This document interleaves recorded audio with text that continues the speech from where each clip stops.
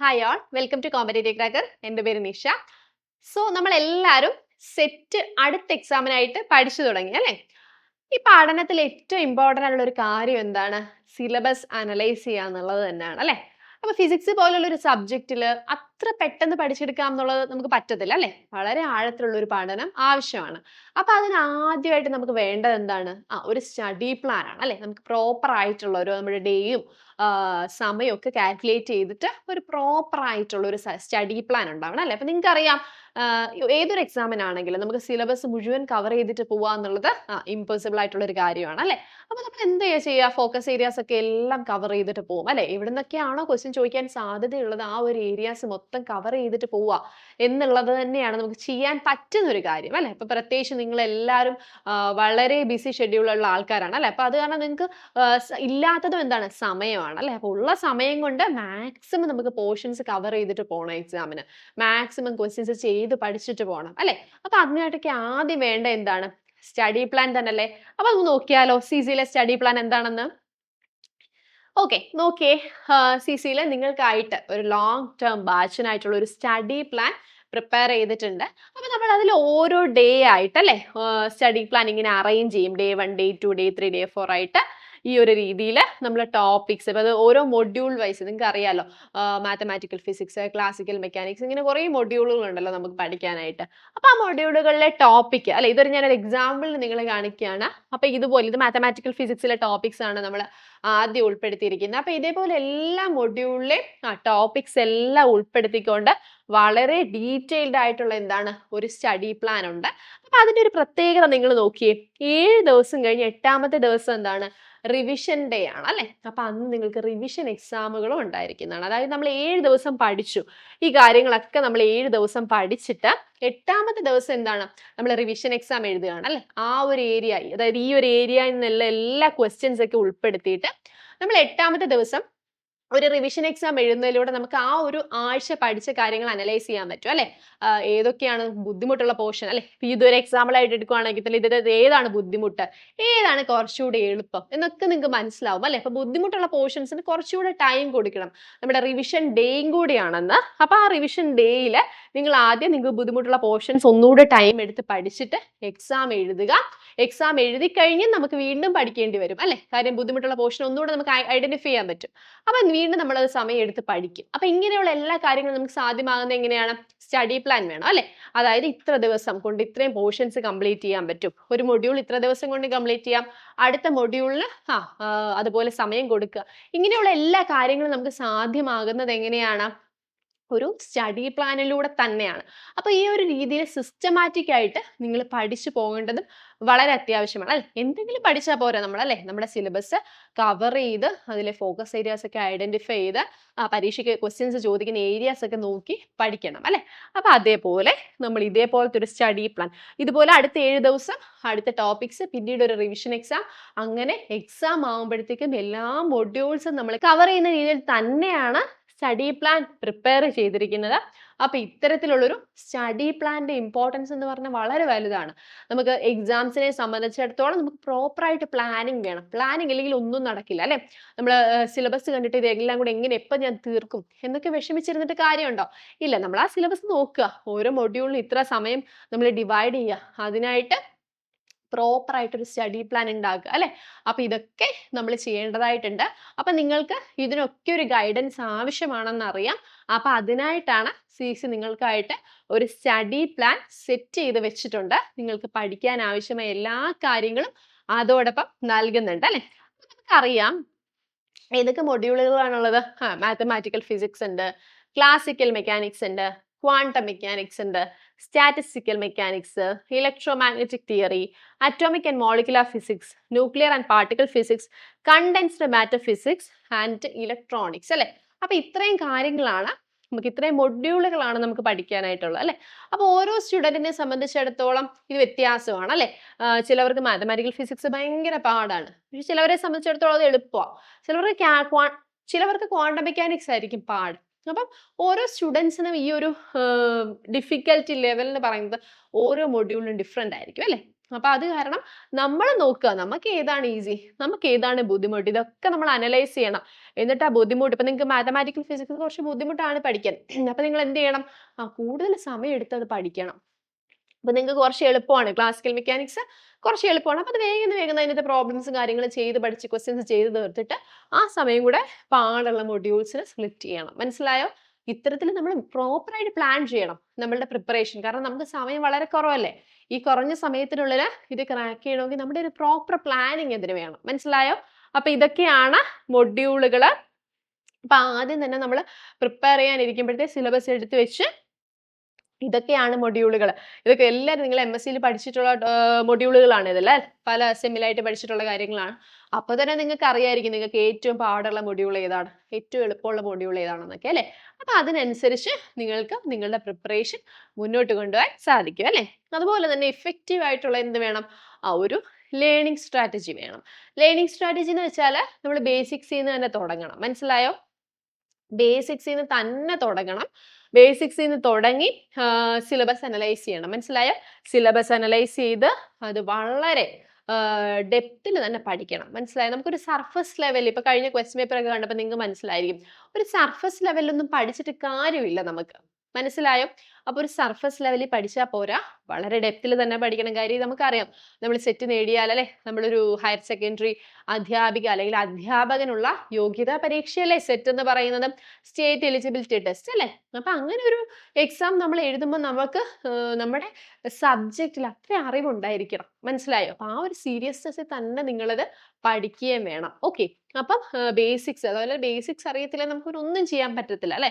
Basics വളരെ clear കട്ടായിട്ട് അറിയണം. ഓരോ ഇപ്പൊ മാത്തമാറ്റിക്കൽ ഫിസിക്സ് ആണെങ്കിലും ക്വാണ്ടം മെക്കാനിക്സ് ആണെങ്കിലും ക്ലാസിക്കൽ മെക്കാനിക്സ് ആണെങ്കിലും ഒക്കെ തന്നെ നമ്മൾ ബേസിക്സ് നന്നായിട്ട് പഠിക്കണം. സിലബസ് അറിഞ്ഞിരിക്കണം, സിലബസ് അറിഞ്ഞ് തന്നെ പഠിക്കണം. മനസ്സിലായോ? പിന്നെ ഡീറ്റെയിൽ ആയിട്ട് ഓരോ മൊഡ്യൂളും എടുത്ത് അതിനകത്ത് ഒത്തിരി കാര്യങ്ങൾ നമുക്ക് പഠിക്കാനുണ്ട് അല്ലേ. മാത്തമാറ്റിക്കൽ ഫിസിക്സിലാണെങ്കിൽ മെട്രിസസ് പഠിക്കാനുണ്ട്, കോംപ്ലക്സ് അനാലിസിസ് പഠിക്കാനുണ്ട്, ഡിഫറൻഷ്യൽ ഇക്വേഷൻ പഠിക്കാനുണ്ട്, Fourier series, Laplace transform, Fourier transform അല്ലേ, വെക്ടർ ഓൾജിബ്ര, ഇതെല്ലാം നമുക്ക് മാത്തമാറ്റിക്കൽ ഫിസിക്സ് പഠിക്കാനുള്ള കാര്യങ്ങളല്ലേ. ഏറ്റവും കൂടുതൽ ക്വസ്റ്റ്യൻ ചോദിച്ചിട്ടുള്ള ഏരിയാസുമാണ് ഇതൊക്കെ. മെട്രിസസും കോംപ്ലക്സ് അനാലിസിസും ഫുറിയർ ട്രാൻസ്ഫോമും ലാപ്ലേസ് ട്രാൻസ്ഫോമും ഇതൊക്കെ എല്ലാ വർഷവും അല്ലെ, എല്ലാ സെറ്റ് നടക്കുമ്പോഴും നമുക്കറിയാം ഒരു വർഷം 2 തവണ സെറ്റ് നടക്കും. അപ്പൊ ഈ എല്ലാ ക്വസ്റ്റ്യൻ പേപ്പറിലും നമുക്ക് ഇതിൽ നിന്നുള്ള ക്വസ്റ്റ്യൻസ് എപ്പോഴും കാണാറുണ്ട്. അപ്പൊ ഞാൻ ഒരു എക്സാമ്പിൾ ആയിട്ടാണ് മാത്തമാറ്റിക്കൽ ഫിസിക്സ് പറഞ്ഞത്. അതുപോലെ തന്നെ നിങ്ങൾ നോക്കണം ക്ലാസിക്കൽ മെക്കാനിക്സിന് എവിടൊക്കെയാണ് ക്വസ്റ്റ്യൻ ചോദിച്ചിരിക്കുന്നത്, ഏതൊക്കെ പോർഷൻസ് ഞാൻ പഠിക്കണം. മനസ്സിലായോ? അതൊക്കെ നോക്കണം. പിന്നെ MCQ നമുക്കറിയാലോ, ക്വസ്റ്റ്യൻസ് വർക്ക്ഔട്ട് ചെയ്തിട്ട് ഒരു രക്ഷയില്ല. ക്വസ്റ്റ്യൻസ് നല്ല രീതിയിൽ പ്രാക്ടീസ് ചെയ്യണം. നമ്മൾ കോൺസെപ്റ്റ് അറിഞ്ഞു എന്നുള്ളത് കൊണ്ട് മാത്രം കാര്യമില്ല. ഫുറിയർ സീരീസ് പഠിക്കുമ്പോൾ ഫുറിയർ സീരീസ് എന്താണെന്ന് അറിഞ്ഞു വെച്ചിട്ട് കാര്യമുണ്ടോ? അതൊരു ക്വസ്റ്റ്യൻ ആയിട്ട് വരുമ്പോൾ അത് ആൻസർ ചെയ്യാൻ പഠിക്കണ്ടേ, അല്ലെങ്കിൽ നമുക്കതൊരു അത് അപ്ലൈ ചെയ്യാൻ പഠിക്കണ്ടേ. മനസ്സിലായോ? അപ്പൊ ആ ഒരു രീതിയിലോട്ട്, ആ ഒരു തലത്തിലോട്ട് നിങ്ങൾ ഉയരണം. എന്നാൽ മാത്രമേ നിങ്ങൾക്ക് എക്സാം ഹാളിൽ ഇരിക്കുമ്പോൾ കോൺഫിഡന്റ് ആയിട്ട് ക്വസ്റ്റ്യൻസിന് ആൻസേഴ്സ് എഴുതാനായിട്ട് പറ്റത്തുള്ളൂ. മനസ്സിലായോ? അപ്പൊ ഈ 4 കാര്യങ്ങൾ, starts with basics, analyse syllabus, study in detail and work out, MCQs, ഇതൊക്കെ തന്നെ എന്താണ്, വളരെ വളരെ ഇമ്പോർട്ടൻ്റ് ആയിട്ടുള്ള കാര്യങ്ങളാണ് അല്ലെ. നെക്സ്റ്റ്, കോമ്പറ്റേറ്റീവ് ക്രാക്കറിന്റെ CCയുടെ ഒരു ഫീച്ചേഴ്സ്, ഈ ഒരു കോഴ്സിൽ എന്തൊക്കെ ഫീച്ചേഴ്സ് ആണ് ഉള്ളതെന്നാണ്. മനസ്സിലായോ? അപ്പൊ എന്തൊക്കെയാണ്? ഒന്നാമത്തെയാണ് ലൈവ് ക്ലാസ്സസ് എന്ന് പറയുന്നത്. ലൈവ് ക്ലാസ് എന്ന് പറയുമ്പോൾ ഇന്ററാക്റ്റീവ് സെഷൻ ആണ്. മനസ്സിലായോ? ഇന്ററാക്റ്റീവ് സെഷൻ എന്ന് പറഞ്ഞു കഴിഞ്ഞാൽ വളരെ എക്സ്പീരിയൻസ്ഡ് ആയിട്ടുള്ള ടീച്ചേഴ്സ് നിങ്ങൾക്കായിട്ട് ക്ലാസ്സുകൾ എടുക്കുന്നു, നിങ്ങളെ കൊണ്ട് ക്വസ്റ്റ്യൻസ് ചെയ്യിപ്പിക്കുന്നു, അതിൽ നിങ്ങൾക്ക് ഡൗട്ട്സ് ഉള്ള കാര്യങ്ങൾ പറഞ്ഞു തരുന്നു. മനസ്സിലായോ? അപ്പം ഇന്ററാക്റ്റീവ് സെഷൻ ആണ്. നിങ്ങൾക്ക് എപ്പോൾ ഡൗട്ട്സ് വന്നാലും പഠിച്ചുകൊണ്ടിരിക്കുമ്പോൾ തന്നെ നിങ്ങൾക്ക് സ്വാഭാവികമായിട്ട് ഡൗട്ട്സ് വരും അല്ലേ. അപ്പൊ നിങ്ങൾക്ക് ചോദിക്കാം, അവരത് പറഞ്ഞു തരും. അത് വളരെ വലിയൊരു ഫീച്ചർ അല്ലേ. നമുക്ക് കുട്ടികൾ ഏറ്റവും കൂടുതൽ റിവ്യൂസ് പറഞ്ഞിട്ടുള്ള ഫീച്ചറുമാണ് ലൈവ് ക്ലാസ് എന്ന് പറയുന്നത്. കാരണം ഏറ്റവും ഉപകാരപ്പെട്ട ഒരു കാര്യമാണ് ലൈവ് ക്ലാസ് എന്ന് പറയുന്നത്. മനസ്സിലായോ? Next, syllabus based recorded video classes. Syllabus based ആയിട്ടുള്ള റെക്കോർഡഡ് വീഡിയോ ക്ലാസ്സസ് നിങ്ങൾക്ക് ഉണ്ടായിരിക്കും. ഞാൻ പറഞ്ഞല്ലോ, സിലബസ് ഇല്ലെങ്കിൽ പിന്നെ ഒന്നുമില്ല. സിലബസ് കംപ്ലീറ്റ് ആയിട്ട് നമ്മൾ മനസ്സിലാക്കണം. സിലബസിലെ ഫോക്കസ് ഏരിയാസ് ഏതാണ് ഐഡന്റിഫൈ ചെയ്ത് പഠിക്കുക. അപ്പൊ അത് സിലബസ് ബേസ്ഡ് ആയിട്ടുള്ള റെക്കോർഡഡ് വീഡിയോ ക്ലാസ്സസ് ആണ് ഓരോ ഡേയിലും നിങ്ങൾക്ക് പഠിക്കാനായിട്ട് തരുന്നത്. ഞാൻ ഒരു സ്റ്റഡി പ്ലാൻ കാണിച്ചില്ല, അപ്പൊ അതിൽ ഓരോ ഡേയിലും നിങ്ങൾക്ക് പഠിക്കാനായിട്ട് തരുന്ന എന്താണ്, ഇതേപോലത്തെ റെക്കോർഡഡ് ബേസ്ഡ് വീഡിയോ ക്ലാസ്സസ് ആണ്. മനസ്സിലായോ? നെക്സ്റ്റ് മെന്റർഷിപ്പ് സപ്പോർട്ട് ഉണ്ടായിരിക്കും. അതായത് നിങ്ങൾ ഒന്ന് ഡിമോട്ടിവേറ്റഡ് ആയാലോ അല്ലെങ്കിൽ നിങ്ങൾക്ക് ഇത് പഠിക്കാൻ പറ്റുന്നില്ല, അപ്പൊ നിങ്ങൾക്ക് അങ്ങനെ എന്തെങ്കിലും ഒരു ഗൈഡൻസിന്റെ ആവശ്യം നിങ്ങൾക്ക് ഉണ്ടെന്നുണ്ടെങ്കിൽ അതിന് മെന്റർഷിപ്പ് സപ്പോർട്ട് ഉണ്ടായിരിക്കും. കാര്യങ്ങൾ പറഞ്ഞു തരാനും ഏതൊക്കെ ഏരിയാസിൽ നിന്ന് പഠിക്കണം, അല്ലെ ഏത് കൂടുതൽ പഠിക്കണം, ഏത് മൊഡ്യൂളാണ് നിങ്ങളുടെ ഡിഫിക്കൽറ്റി ലെവൽ ചോദിച്ചറിഞ്ഞാൽ നിങ്ങൾക്ക് പറഞ്ഞു തരാനായിട്ടൊക്കെ ഒരു മെന്റർ ഉണ്ടാവും. Mentorship support. Then weekly revision exams ഉണ്ടായിരിക്കും കേട്ടോ. അതായത് ഞാൻ പറഞ്ഞില്ലേ, ഓരോ വീക്ക് നമ്മൾ പഠിച്ച കാര്യങ്ങൾ വെച്ചിട്ട് 7 ദിവസം പഠിച്ചിട്ട് 8ാമത്തെ ദിവസം എന്താണ് ഒരു റിവിഷൻ എക്സാം നിങ്ങൾക്ക് ഉണ്ടായിരിക്കും. അപ്പൊ ആ റിവിഷൻ എക്സാം എഴുതണം. എഴുതിയതിന് ശേഷം നിങ്ങൾക്ക് അത് അനലൈസ് ചെയ്യാം. അതിന്റെ റാങ്ക് ലിസ്റ്റ് നിങ്ങൾക്ക് തരും. അപ്പൊ നിങ്ങൾക്ക് മനസ്സിലാവാം ഞാൻ എവിടെ എത്തി നിൽക്കുന്നു, ഞാൻ എത്ര കൂടി പഠിക്കണം, ഇത്രയും പഠിച്ച പോരാ എന്നൊക്കെയുള്ള ഒരു അവയർനെസ് നിങ്ങൾക്ക് കിട്ടാൻ വേണ്ടിയിട്ടാണ് റിവിഷൻ എക്സാം ഉള്ളത്. PYQ അനാലിസിസ് അല്ലെ, വളരെ വളരെ ഇമ്പോർട്ടൻ്റ് ആണ്. ബിക്കോസ് എക്സാമിന്റെ ഒരു പാറ്റേൺ, മാറി വരുന്ന രീതികൾ, എക്സാമിന്റെ ഡിഫിക്കൽറ്റി ലെവൽ, ഇതൊക്കെ നമുക്ക് അറിയണമെങ്കിൽ എന്താണ് PYQ അനാലിസിസ് ചെയ്യണം. PYQ അനാലിസിസ് ചെയ്ത് തന്നെ നിങ്ങൾ ഫോക്കസ് ഏരിയാസ് ഐഡന്റിഫൈ ചെയ്യണം. മനസ്സിലായി? ഇപ്പൊ നിങ്ങൾ എടുത്ത് നോക്കണം, കുറേ ക്വസ്റ്റ്യൻ പേപ്പർ, അത് 1-2 ക്വസ്റ്റ്യൻ പേപ്പർ അല്ല, ഒരു 5 വർഷത്തെ അല്ലെങ്കിൽ 10 വർഷത്തെ ക്വസ്റ്റ്യൻ പേപ്പർ എടുത്തിട്ട് നിങ്ങൾ നോക്കണം മാത്തമാറ്റിക്കൽ ഫിസിക്സിന് ഏതൊക്കെ ഏരിയാസിൽ നിന്നാണ് ക്വസ്റ്റ്യൻസ് റിപ്പീറ്റഡ് ആയിട്ട് ചോദിച്ചിരിക്കുന്നത്. അപ്പം നിങ്ങൾക്ക് മനസ്സിലാവുന്ന ഒരു കാര്യമുണ്ട്, റിപ്പീറ്റഡ് ആയിട്ടുള്ള ഏരിയാസ് മാത്രമല്ല റിപ്പീറ്റഡ് ആയിട്ടുള്ള ക്വസ്റ്റ്യൻസും വരുന്നുണ്ട്. മനസ്സിലായി? ഇപ്പൊ കോഷി റീമൻ ഇക്വേഷൻ മാത്തമാറ്റിക്കൽ ഫിസിക്സിന് എത്ര തവണയാണെന്ന് അറിയാമോ ചോദിച്ചിരിക്കുന്നത്? ഒരുപാട് തവണ ചോദിച്ചിട്ടുണ്ട്. നമ്മൾ വിചാരിക്കും ഇത്ര എളുപ്പമുള്ള ഒരു ക്വസ്റ്റ്യൻ റിപ്പീറ്റഡ് ആയിട്ട് ചോദിക്കുമോ എന്നുള്ളൊരു ഡൗട്ട് നമുക്ക് വരും. പക്ഷേ ഏറ്റവും എളുപ്പമുള്ള ഒരു ഇക്വേഷൻ ആണ് അല്ലെ, എത്രയോ തവണയാണ് ചോദിച്ചിരിക്കുന്നത്. മനസ്സിലായോ? അപ്പൊ അതേപോലെ ഏതൊക്കെ ക്വസ്റ്റ്യൻസ് ആണ് റിപ്പീറ്റഡ് ആയിട്ട് വന്നേ, ഏതൊക്കെ ഏരിയാസിൽ നിന്നാണ് ഈ ക്വസ്റ്റ്യൻസ് ഒക്കെ റിപ്പീറ്റഡ് ആയിട്ട് വന്നിരിക്കുന്നത്. ഫോക്കസ് ഏരിയാസ് ഉണ്ടാവും, എല്ലാ മൊഡ്യൂളിലും എന്താണ് ഫോക്കസ് ഏരിയാസ് ഉണ്ടാവും. മനസ്സിലായോ? ഈ സിലബസ് മുഴുവൻ കവർ ചെയ്യുക എന്നുള്ളത് പ്രാക്ടിക്കൽ ആയിട്ടുള്ള ഒരു കാര്യമല്ല. അപ്പോൾ ഓരോ മൊഡ്യൂളിലെയും ഫോക്കസ് ഏരിയാസ് ഐഡന്റിഫൈ ചെയ്ത് പഠിക്കാൻ PYQ അനാലിസിസ് വളരെ ഉപകാരമായിരിക്കും കേട്ടോ. പിന്നെ മോഡൽ എക്സാംസ് എന്ന് പറയുന്നത് നിങ്ങൾക്ക് ഏറ്റവും നല്ലൊരു ഫീച്ചറാണ്. കാര്യം മോഡൽ എക്സാം എന്ന് പറയുന്നത് നിങ്ങൾക്ക് 120 മാർക്സിലാണെന്ന് അറിയാലോ എക്സാം. അപ്പൊ 120 മാർക്ക് പരീക്ഷയാണ് മോഡൽ എക്സാം. നിങ്ങളുടെ ഫൈനൽ എക്സാമിന്റെ അതേ മാർക്ക് ഡിസ്ട്രിബ്യൂഷനിൽ അതേ പാറ്റേണിലായിരിക്കും മോഡൽ എക്സാമിന് ക്വസ്റ്റ്യൻസ് ഉണ്ടാവുക.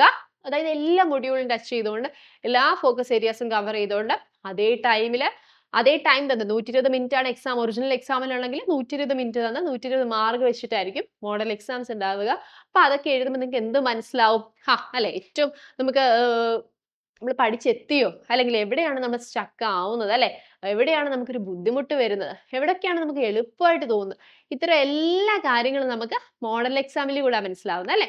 മോഡൽ എക്സാം കഴിഞ്ഞിട്ട് നിങ്ങൾക്ക് എന്തെങ്കിലും ബുദ്ധിമുട്ടുള്ള പോർഷൻ ഉണ്ടെങ്കിൽ ഒന്നുകൂടെ ഒന്ന് റീചെക്ക് ചെയ്ത് ഒന്നുകൂടെ ഒന്ന് റെഫർ ചെയ്ത് പഠിക്കാനുള്ള ടൈം ഉണ്ട്. അപ്പൊ അത്തരത്തിലാണ് നിങ്ങൾക്ക് മോഡൽ എക്സാം അറേഞ്ച് ചെയ്യുന്നത്.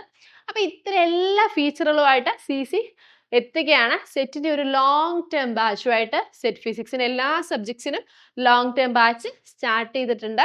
അപ്പോൾ എന്തൊക്കെയാണ് ഫീച്ചർ എന്ന് നിങ്ങൾക്ക് അറിയാലോ. മെയിൻ ആയിട്ടും ഈ ലൈവ് ക്ലാസ് റിവിഷൻ എക്സാം കുട്ടികൾ ഏറ്റവും കൂടുതൽ റിവ്യൂസ് പറഞ്ഞിട്ടുള്ള ഒരു 2 ഫീച്ചറുകളാണ് കേട്ടോ. കാര്യം ലൈവ് ക്ലാസ് എന്ന് പറയുമ്പോൾ ഇന്ററാക്റ്റീവ് സെഷൻ അല്ലേ, നമുക്ക് വളരെ ഉപകാരമായിരിക്കും അല്ലെ. അതുപോലെ തന്നെ revision exam, model exam, recorded video classes, syllabus അനുസരിച്ചുള്ള recorded video classes, PYQ analysis നിങ്ങൾക്ക് ചെയ്യാൻ സമയം ഒരുപക്ഷെ ഉണ്ടാവില്ല. അപ്പൊ അതിനൊക്കെ നിങ്ങൾക്ക് ഗൈഡൻസ് കിട്ടുകയാണ് അല്ലെ. ഒരുപാട് വർഷത്തെ PYQ അനാലിസിസ് ചെയ്തിട്ട് തന്നെയാണ് ടീച്ചേഴ്സ് ക്വസ്റ്റ്യൻസ് നിങ്ങൾക്കായിട്ട് പ്രിപ്പയർ ചെയ്യുന്നത്. അപ്പൊ അത്തരത്തിലുള്ള എല്ലാ സപ്പോർട്ടും പിന്തുണയും ഫീച്ചേഴ്സും എല്ലാം ആയിട്ട് CC നിങ്ങൾക്കൊപ്പമുണ്ട് സെറ്റ് ലോങ് ടേം ബാച്ചുമായിട്ട്. അപ്പോൾ നിങ്ങൾ ഇനി ഒട്ടും പഠിക്കേണ്ട, നേരത്തെ തന്നെ പഠിച്ചു തുടങ്ങണം. കാര്യം അറിയാലോ, ഒരുപാട് കാര്യങ്ങൾ നമുക്ക് പഠിക്കാനായിട്ടുണ്ട്. ഈ എക്സാം ഉറപ്പായിട്ട് നമുക്ക് ക്രാക്ക് ചെയ്യണം, വലിയൊരു നേട്ടം തന്നെ ആയിരിക്കും. അപ്പം നിങ്ങളുടെ കൂടെ ഞങ്ങളുണ്ട്, നമുക്ക് ഒരുമിച്ച് പഠിക്കാം. CCയിൽ സെറ്റ് അസ്ത്ര ലോങ് ടേം ബാച്ച് സ്റ്റാർട്ട് ചെയ്തിട്ടുണ്ട്. ഇനി ഒട്ടും വൈകണ്ട, ഇപ്പൊ തന്നെ ജോയിൻ ചെയ്യണം. അതോടൊപ്പം തന്നെ ചാനൽ ആദ്യമായിട്ട് കാണുന്നവരാണെങ്കിൽ സബ്സ്ക്രൈബ് ചെയ്യാനും മറക്കണ്ട. താങ്ക്